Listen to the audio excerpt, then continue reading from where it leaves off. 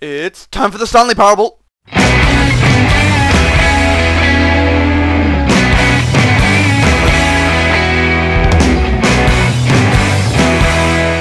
Yep, that's right.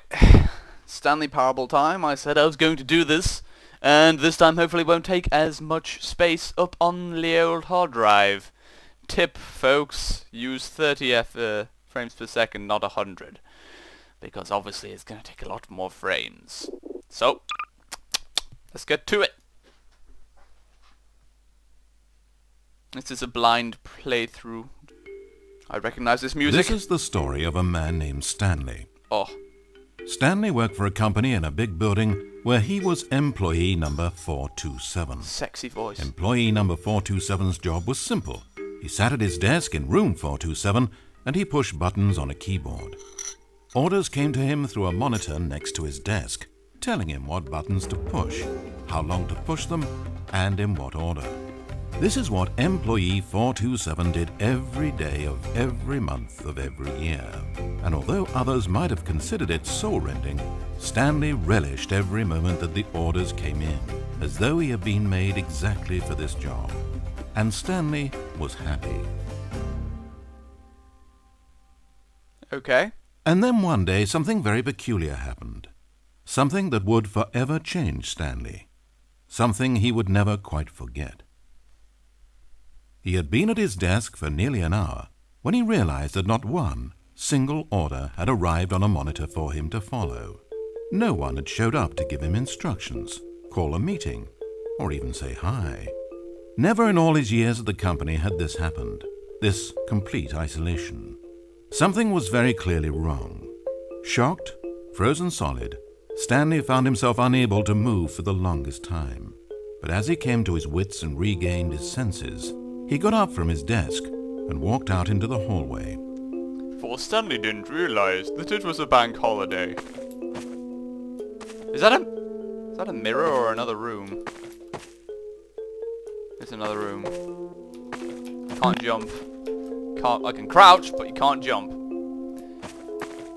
But oh my, that guy's voice is rather sexy. I mean, holy crap, it's the sort of voice that you'd hear on TV or something. Stanley decided to go to the staff lounge to check on his co-workers. He never functioned well by himself and constantly needed support and guidance from others, so the thought of total solitude was terrifying to him. Why don't you just go home?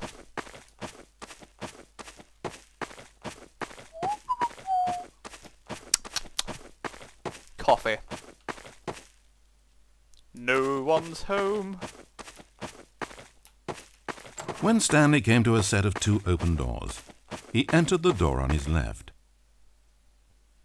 Oh, oh, I see what it's going. It's gonna do a friggin' mindfuck. Because it's...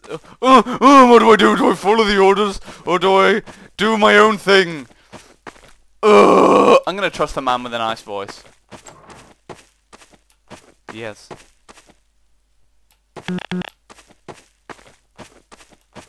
Ooh. Okay. Oh my. Okay. As Stanley entered the lounge, he was horrified to find not a single person here. He decided he would walk up to see his boss, hoping that he would find an answer there. Okay, Mr. Epic Deep Voice Man. Coming to a staircase, Stanley walked upstairs to his boss's office. Must obey orders. There needs to be some texture alignment done here. Look at that. Oh, terrible. Oh my. Oh. Entering his manager's office, Stanley was once again stunned to discover not an indication of any human life. It was at this point that he began to feel dizzy and a little sick, and even thought he might pass out when suddenly he noticed a keypad next to the filing cabinet in the corner of his boss's office.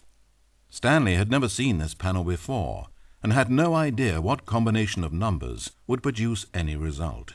In fact, only Stanley's boss knew this, since the panel withheld access to the boss's greatest, darkest secret. Oh. And so he had assigned the keypad a combination that only he could possibly know. The number of his freshman dorm number in college. 1957. But of course, Stanley couldn't possibly have known this.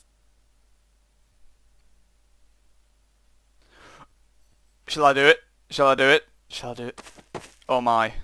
Oh my. Am I? Yeah, I'm fine!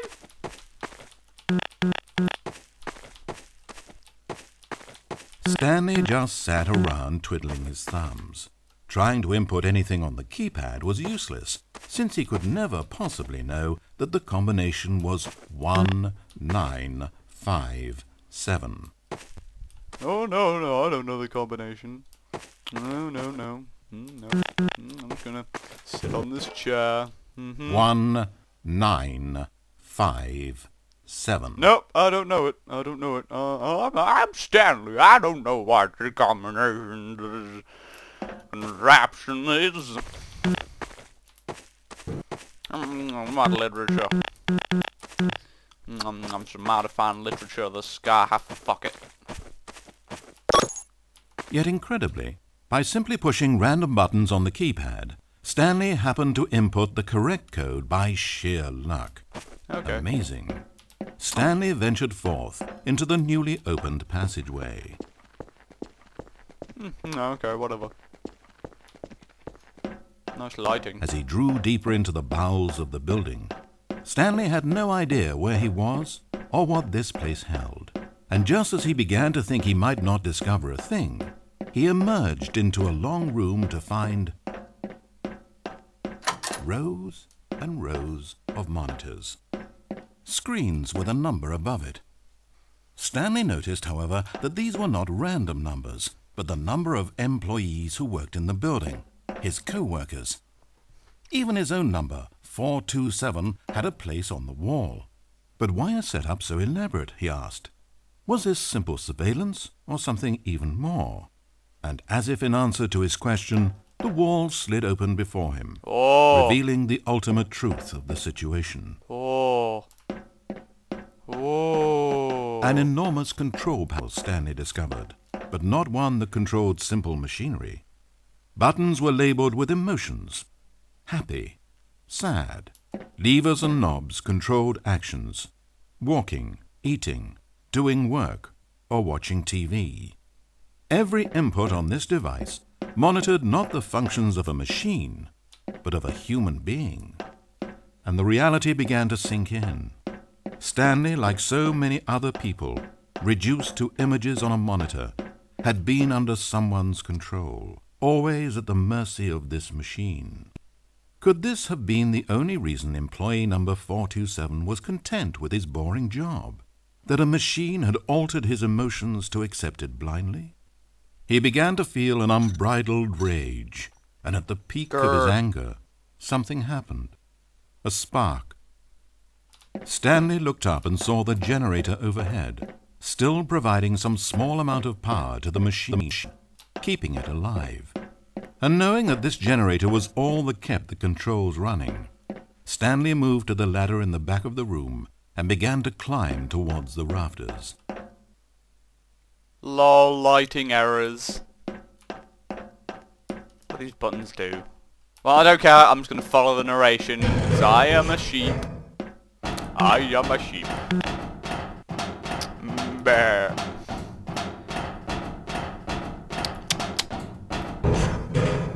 The higher Stanley climbed, the closer he felt to freedom, the further from enslavement.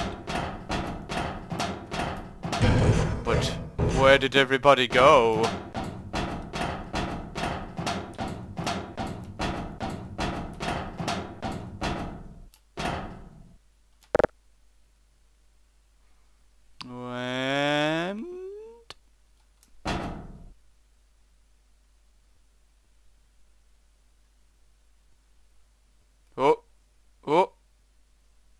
Blackness, power gone, all alone, and then...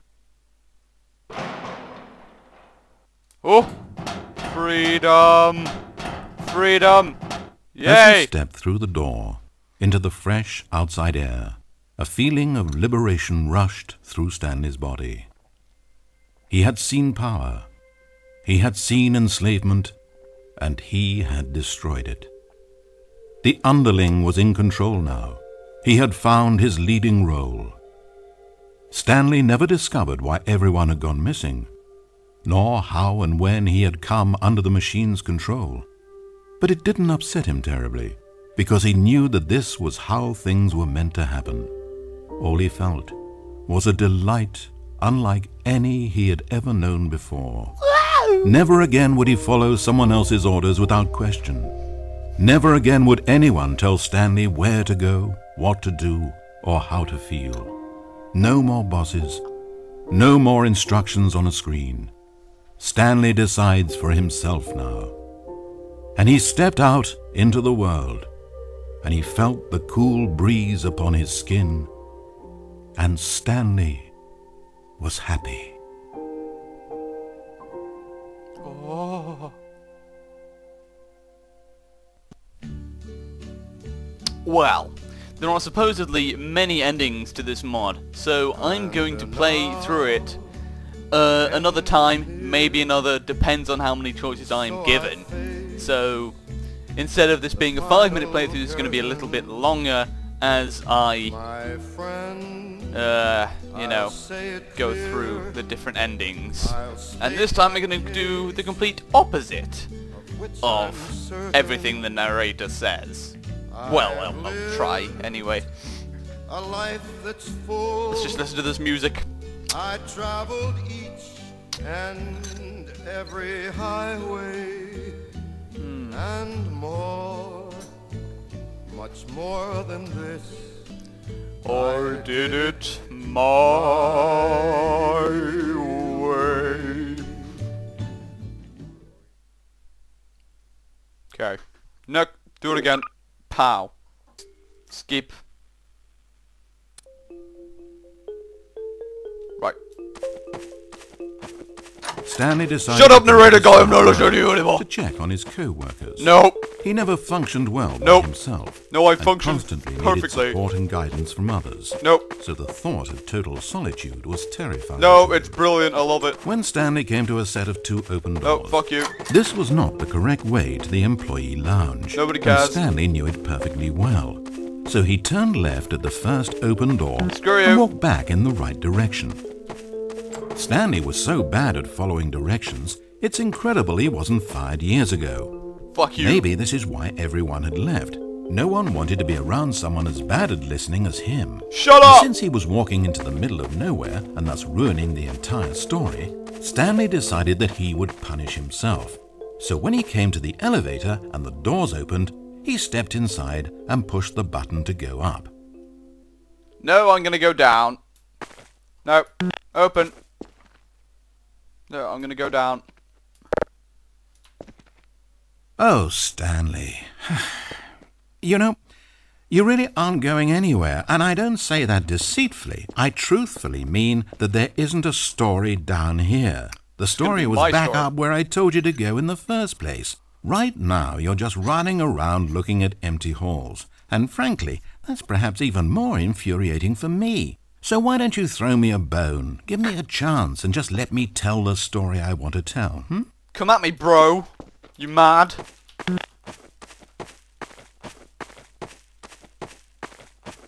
I'm gonna fucking go down this shit. Now listen carefully. This is important. Stanley walked through the red door. Fuck you. Aha, perhaps you misunderstood. Stanley walked through the red door. Fuck you. Blue door, motherfucker. Even the red is my favorite. I still color. don't think we're communicating properly. Stanley walked through the red door. No, blue door. All right, fine, go ahead, Stanley. You want to know so badly what's out there? You want to find out what lies at the end of this road you've chosen? Well, don't let me stop you. You see? It's nothing. No one's even built this section of the map because you were never supposed to be here in the first place. It's just a bunch of skybox and dev wall textures. That's it. Is this what you were looking for? Was it worth ruining the story I'd written out for you? Yes. I put a lot of time into that, and now you... Well, here you are now, just looking at nothing.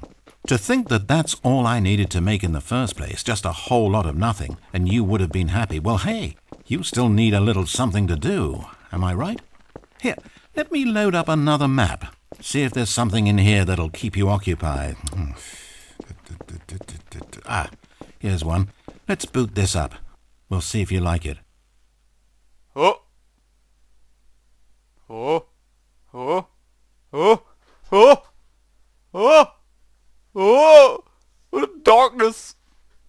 Darkness. Oh. What the fuck? Well, Stanley, is this any better? I don't know why it would be. This map wasn't even made for you. At least I created a world specifically with you in mind. I wanted to make you a leading man. This one, well, I'm afraid you're on your own there. Welcome. Welcome to City 17. It's safer here. You have chosen, or been chosen, to relocate to one of our finest remaining urban centers. I thought so much of City 17 that I elected to establish my administration here in the Citadel so thoughtfully provided by our benefactors. I thought so much of City 17 that I made it my home.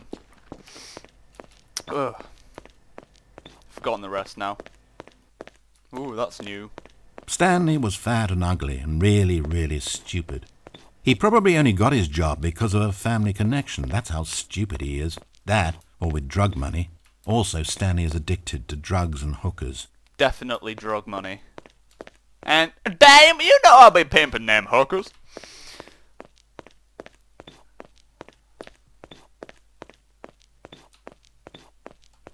Move it.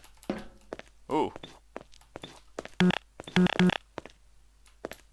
You citizen, come with me. I said move. I have a standard relocation coupon just like everybody else. Go on, get in. Yeah, I'm gonna need me some privacy for this. What? I spent so long talking about you. Why don't we just take a break from that and talk about something else for a change? Okay. Let's see. Well, according to Wikipedia, more than 90% of the night sharks caught off northeastern Brazil contain mercury concentrations higher than that considered safe by the local government. Wow. This is fascinating. It is. Don't you want to know more about the night sharks? Yes. Oh, no, of course not. What? All you want to hear about is yourself, isn't it? No. Well, fine. You haven't listened to me once so far. No, I I'm can't listening. expect you to turn that around now, can I? No, I want to listen about the night sharks. Whatever, fine. You don't want to talk about the night sharks. I don't want to talk about the night sharks. Ooh, more dev textures. Is this the end of the line? I don't suppose this was a particularly fulfilling experience for you, It was. considering not a single art aspect in this map was created. Wait. Hold on. What are you shit. doing? Oh shit. Shit. What's this? Is that getting brighter? Stanley, don't do that. I can't follow you there. I can't help you. Oh. How Interesting. do you write a story without me? You can't do it. You know that. Whee! Ow, the burning.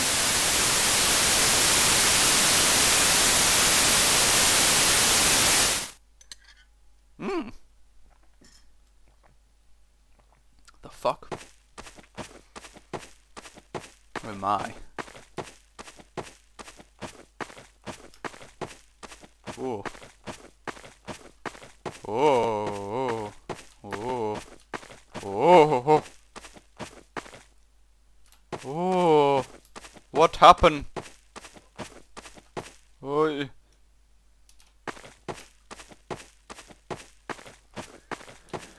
Oh. Oh.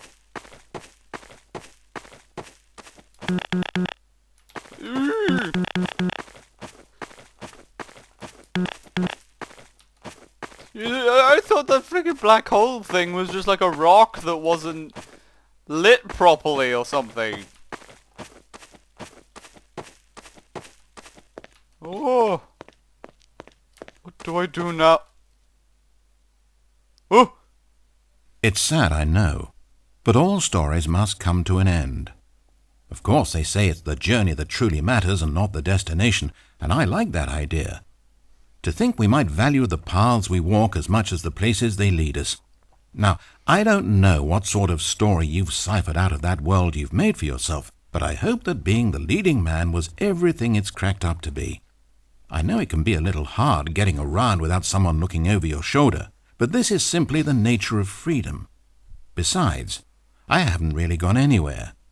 Maybe you don't want a guide, but I think I'll always have a place here at the end of every story.